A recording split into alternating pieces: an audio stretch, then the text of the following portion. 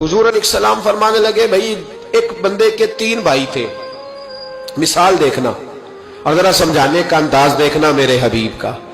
करीम रसूल सल्लल्लाहु ताला अलैहि वसल्लम फरमाने लगे, उसके 3 भाई थे, उसके इंतकाल का वक्त आ गया। उसने एक भाई से पूछा, भाई मैं तो दुनिया से जा रहा हूं, तू मेरे साथ क्या करेगा?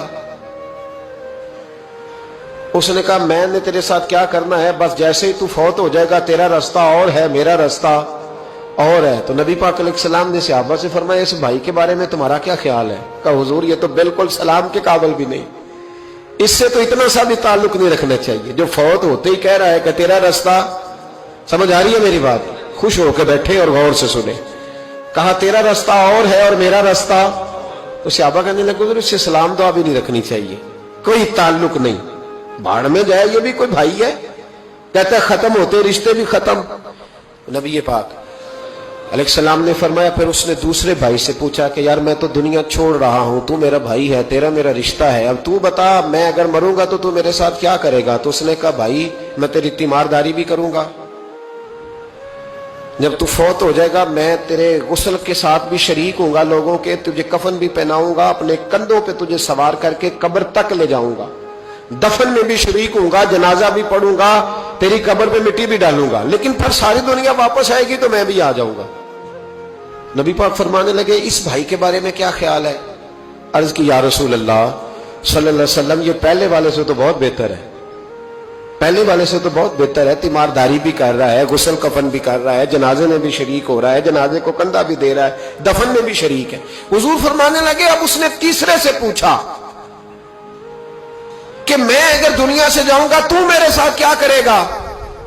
तो उसने कहा, मैं जब तेरी जान निकलने का वक्त आएगा तो तेरी आसानी के लिए तेरे सराहने खड़ा हो जाऊंगा, और जब तेरी रूह परवाज करेगी तो मैं कब्र तक भी तेरे साथ जाऊंगा, लोग दफन करके आएंगे, मैं कब्र के अंदर भी जाऊंगा, और जब पुल सिरात पे तू गुजरने लगेगा उस वक्त भी मैं तुझे हिफाजत से गुजारने की कोशिश करूंगा, और जब मिजाने अमल पर अमाल तुलेंगे उस वक्त भी मैं तेरे साथ खड़ा रहूंगा और तेरी सिफारिश करूंगा ताकि तू सही तरीके से अमाल तुल जाए।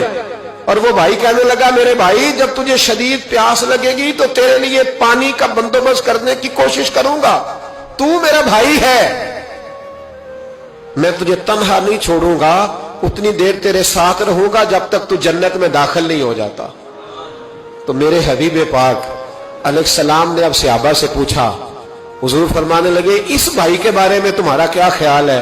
तो सहाबा कहने लगे, हुजूर बाकी दोनों को छोड़ देना चाहिए, ताल्लुक किसी के साथ रखना चाहिए जो कब्र में भी जाए, मैदान अमल पर भी जाए, मैदान महशर में भी साथ जाए, पुल सिरात पे भी साथ जाए, जन्नत में दाखिले के वक्त भी साथ जाए, इसे ले जाना चाहिए। तो हुजूर ने फरमाया, अब सुनो मैं तुम्हें समझाना क्या चाहता हूं।